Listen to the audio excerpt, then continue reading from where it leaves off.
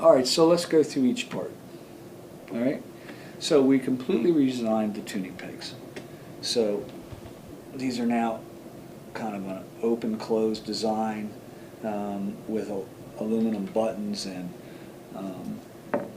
different kinds of shafts. The whole steel collar thing, which was very cool, is now gone, and these are kind of versions from the original shop where I used to put screws down through the top of the shaft. Right. So this has been completely redesigned.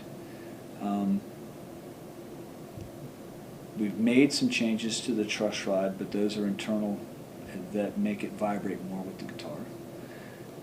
This is the third nut material that we've changed to, and it's a kind of a bearing material that when you drop it on the table rings really well. We've changed fret wire manufacturers several times. This stuff just sounds good. What's interesting is we have changed the glues that we used to glue the frets in, and now we're using super glue, which is basically kicked off plexiglass. It's good stuff. We're using the same glue to glue the fretboards on, but we have changed our drying process for both the fretboards and the neck glue. Same glue I think we've always used for gluing the necks in. Same glue for gluing the tops on. But we have changed the base coat and the top coat for the guitars to B12. There's a lot of changes to the bridges, including changing the materials that the screws we used, taking the plating off many areas of the bridge. In general, it's the same bridge we started with a whole bunch of tweaks. That's what you started with, asking about the tweaks, right? Okay. We've changed these knobs 3 times to the point where I think we're going to get pretty much universal acceptance on these knobs. We've changed the way in which it feels, how rounded it is, how big in diameter it is. And every time we made a change, the market would give us some feedback, and then we go change the mold, and the market would give us some feedback. You get way more feedback from having something out in the market for a year or two than you do a straw poll around here, although the straw poll around here has been wonderful. We've changed our rings so that when you rub against the ring, it doesn't lower or raise the pickup anymore by insetting them. We've changed the bobbins, which I talked about earlier. On the 5708s and the 5310s and 5909s, we changed the wire that we used. This is a new switch on a custom. It's interesting, we have such a good relationship with the switch manufacturer now that we were able to wire up all the sounds on a regular 5-way that we wanted, which and before the switch didn't have enough functions to do it. This is a custom-made switch for that.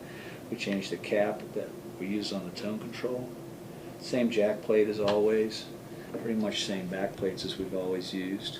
This is a new color. We changed the birds. That was more of an artistic design. We've changed them 3 or 4 times over time. Changed the side dots. The metal side dots are gone, Right. which came from customer feedback. It's the same strap buttons we've always used. I think the cases have changed several times. Is the carve different? It's a little different. It's a little more scooped than it used to be, and this is a little deeper than it used to be. We changed the carve.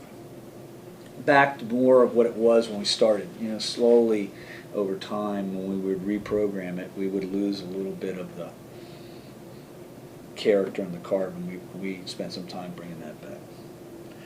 We also changed the neck carves to our pattern regular, pattern wide, and pattern neck, and we still retain the DGT carves and the Tremonti carves and all the custom stuff. Yeah.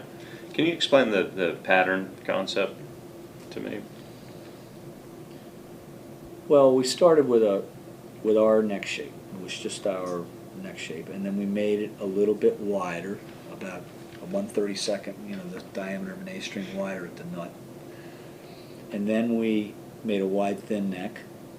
And there were a whole bunch of iterations that happened. And they came, and when we used to make a neck, we would have to make it and then digitize it. But they came out with this extraordinary software where we could modify it on the computer screen and carve it. So it not only had to calculate the neck shape, but it had to calculate the way the bit came down and the radius of the bit on the bottom. It was actually really powerful stuff. And when we decided to try to take some of the problems that we'd been experiencing with the old way of doing it out, it was obvious that we might be able to go a little bit more to what we did when we were making them by hand and carving them by hand. And so we instituted all that stuff and because it was a change in the neck shape, we changed the name. The word pattern comes from making a pattern. Pattern making is an old art form, you know, where people would make a pattern and it would be used for a mold or whatever. Right. So it was a term from pattern making, which was a very sophisticated art form for doing something that would be repeated over and over and over and over again. So that's kind of where it came from. I think, in general, when you talk about the tweaks, the neck shapes are better. I mean, people pick it up, go, yep. I mean, when we went to market, when we got rid of the 5-way switch and the 3-way switch on a custom, and we put the pattern necks out, we weren't worried, but everybody's like, oh God, I'm going to hate the new custom. This is the best custom we've ever made, and that's pretty much what the market thinks. So everybody's, you know, don't change it, don't change it. Oh, I like it better, I'll take it. You know. Right.